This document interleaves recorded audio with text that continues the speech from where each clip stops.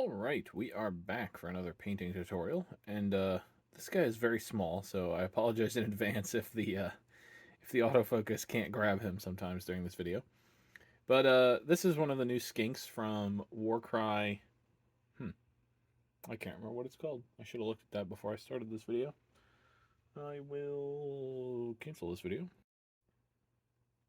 Alright, we are back for another painting tutorial, and I will state right off the bat that this guy is very small. So if the autofocus fails to grab him every now and again throughout this video, I do apologize. I will do my best to keep an eye on it, though. But this is one of the new skinks from Warcry Sundered Fate. This is the skinks versus those weird Tzeentch guys. And the point of today's video is not necessarily the skink specifically, but it's a paint technique that I'm developing. I'm not exactly sure what I'm going to call it. I also don't necessarily know if it hasn't been done before.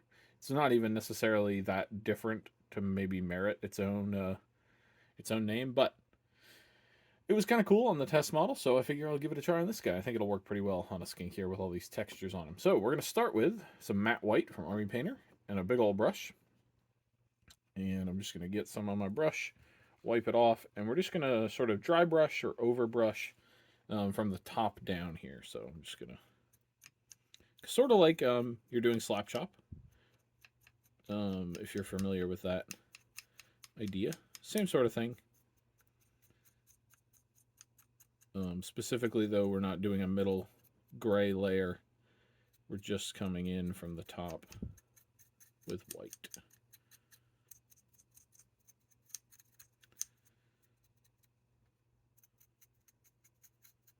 Also, though, we're not being too specific about the pattern of the white here.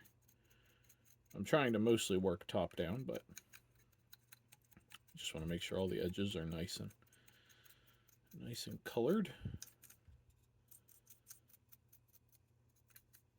Alrighty, so that's our first step done.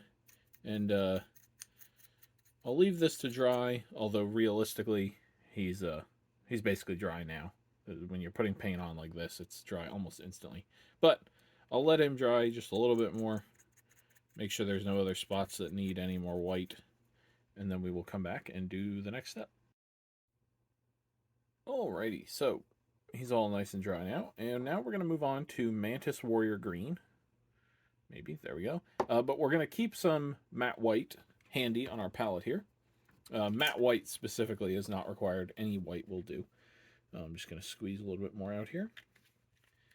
And then I'm going to grab, well, then I'm going to open my Mantis Warrior Green. There we go.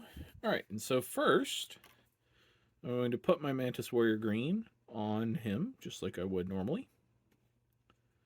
Applying contrast paint.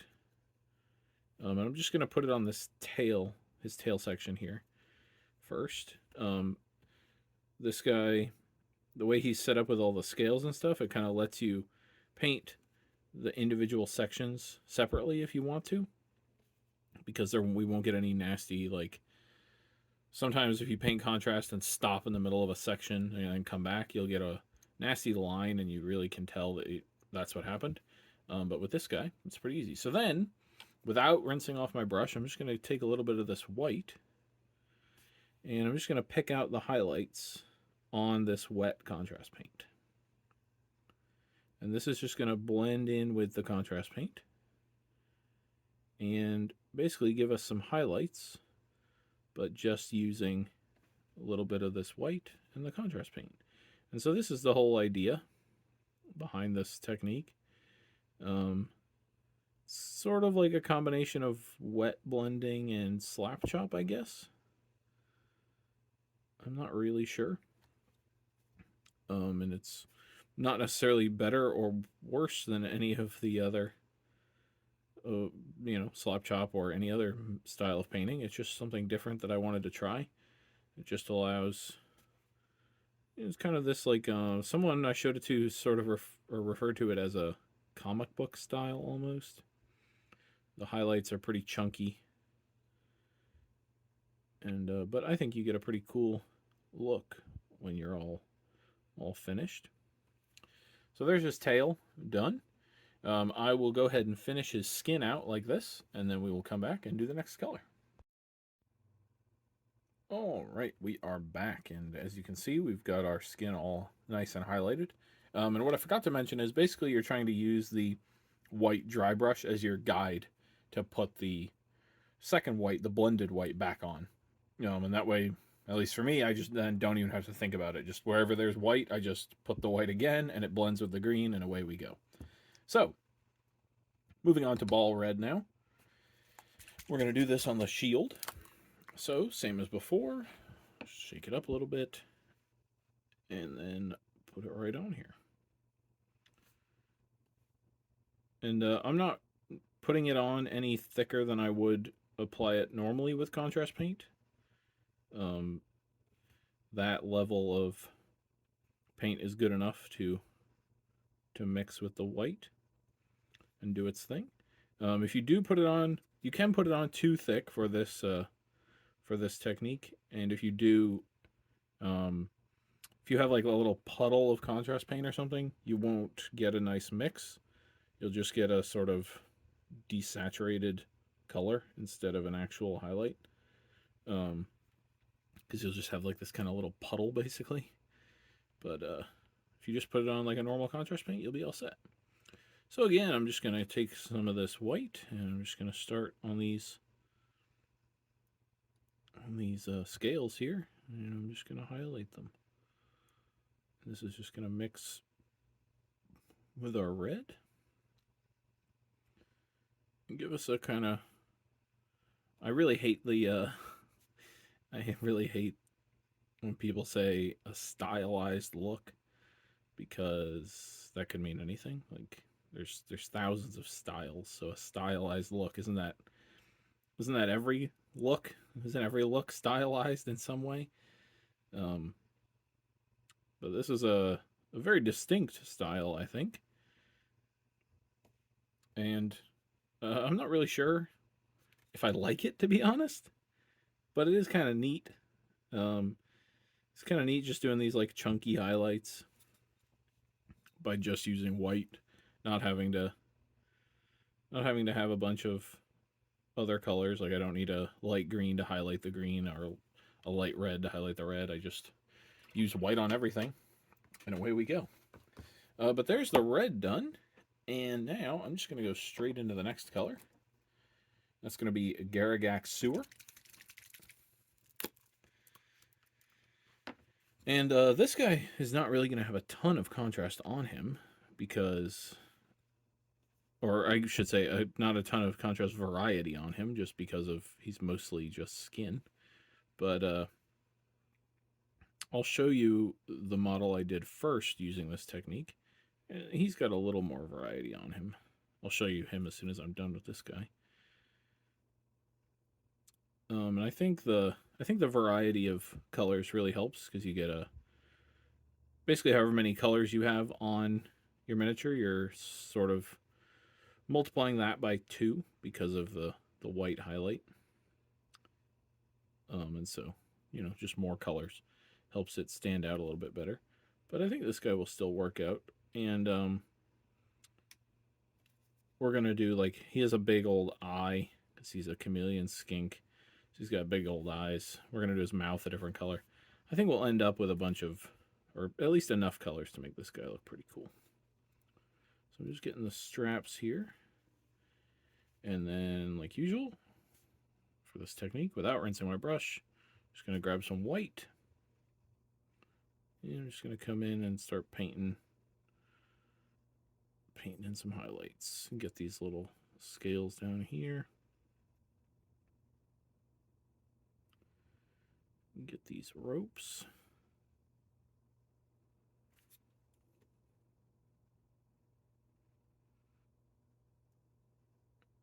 There we go.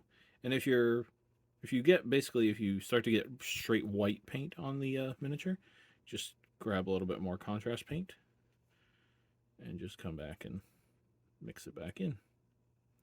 And you'll be all set. Just gonna grab some rope detail down here. And I think that'll about do it for that color. So I'm going to let this dry while I think about what color I want for the eye and the mouth. And we'll come back, do those, do a couple metallic colors, and call him about done. All right, we are back, and we're going to do the eyes now. And for that, we're going to use Storm Fiend. This is one of the contrast paints that likes to separate quite a bit, as you can see down there. So I'm just going to give it a good shake. You don't need to get this all mixed back in my opinion. If you just give it a good shake, it'll mix back in enough, at least for my purposes. I'm sure if you were trying to be super specific with your colors, but so I'm just going to paint this in the eyes here.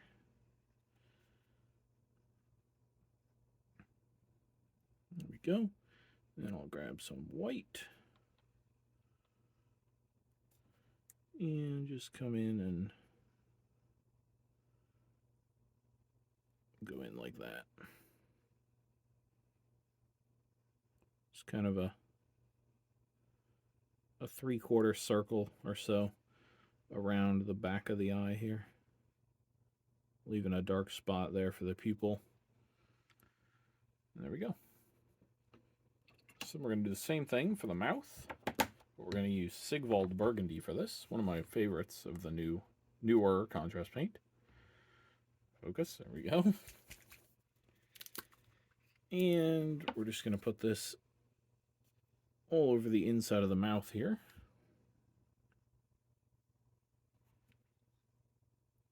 I picked these two colors specifically because, one, I like the colors, but two, because they'll cover over this green without losing very much of their color. As you can see, that red covered over the green with zero issues.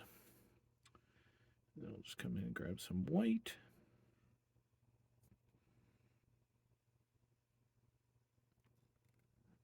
And just mix it right in there.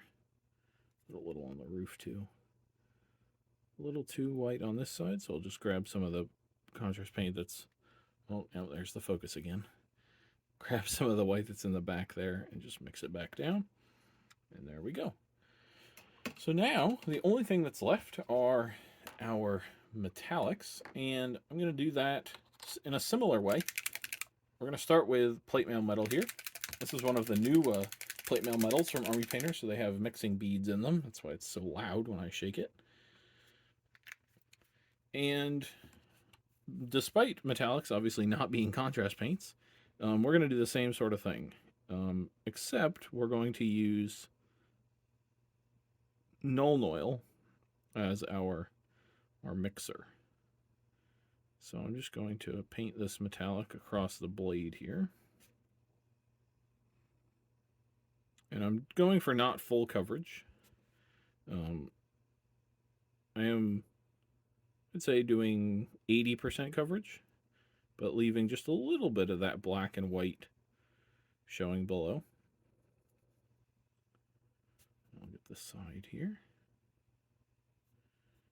And then the bottom. And then the top. We did it. We painted all sides of a rectangle. All right, and then, like I said, we're going to grab some Nuln Oil. This is the new formulation of Nuln Oil, if you're particular about that. And then I'm just going to take it, lay it down on top of this metal, and this metal is still a little bit wet, but I did put it on pretty thin, so it's not super wet. Lay this down on top, and then grab a little bit of our white. And we're just going to come in just ever so gently and mix that white in with this. And it's not going to do a lot, but it will sort of help unify the metallic colors into the rest of our colors, which are all this sort of contrast highlighted with white method here. Just got a little bit too much liquid right here for the mixing, so I'm just going to grab a little bit of Nuln Oil on the end of my brush, and a little bit of white, and come back in here. There we go.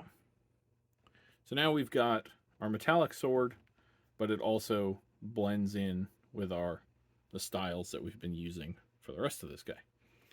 So now we're going to do the same thing with gold. So that's going to be Retributor armor. And we're going to use, instead of Null Oil for this, we're going to use Berserker, if it'll focus, Berserker Bloodshade as our highlight. So I'll just go through real quick and paint all the gold in. These lizard men have a surprising amount of gold on them. I guess it's sort of their sort of South American, Aztecs, Inca sort of inspiration on these guys. Lots of gold and turquoise and stuff. So I will get this guy is not going to have any turquoise on him, which maybe is a mistake. Maybe I should have had some, but I'm just going to do it all in gold for now. Maybe at a later date I will. I'll come back and do that. There's that. And then he's got, and again, I'm not going for full coverage. So as you can see in there, he's still got some of the black and the white showing between the gold chunks. And that's just to keep the overall look of the miniature, keep the metallics the same as the contrast paint. And I'll do this on the shield.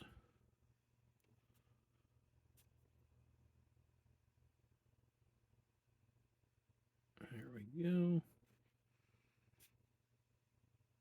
And then the back side here. And then right back here. Oh, and then these spikes on the sword I'm going to do in gold as well. All right. So then, just like last time, we're going to get our mixer out. So that's going to be, again, Berserker Bloodshade, one of the new shade paints, newer shade paints. Get a little bit of this and just come up and lay it across our gold here. This might have been a little too much on this spot. I'll wipe some of it off. And then take a little bit of white. And we're just going to lay that down as our highlight. So there you go. I'm going to do that with the rest of the metallic. Then we will come back, do some last little touches of detail, and then call him done. All right, we are back, and our gold is all nice and highlighted up. And I think it really blends in with the rest of the paint scheme and gives it a unified theme. And now we're going to use some Mortarian Grime to do just a couple little details here. So I'm going to just straight mix these together. I'm not going to put this on the model first. I'm just going to grab some of this and some white. And I'm just going to use this straight on here just because they're so small, these little pieces here. And get a little more Mortarian Grime on there. So these, the like toenails here on this guy. Again, just because they're so small, so I'm just doing my mix forehand. And these are probably just going to look white on camera, but they are tinted, this Mortarian Grime color. If you don't believe me, well, feel free to come to Georgia and you can look at them yourself. If you stop me on the street and say, Greg, I don't believe that you had Mortarian Grime in that color, I will say, all right, here's the miniature to prove it. So I'm just going to pick out a couple areas on his skin just to add one more layer of highlight with this Mortarian Grime.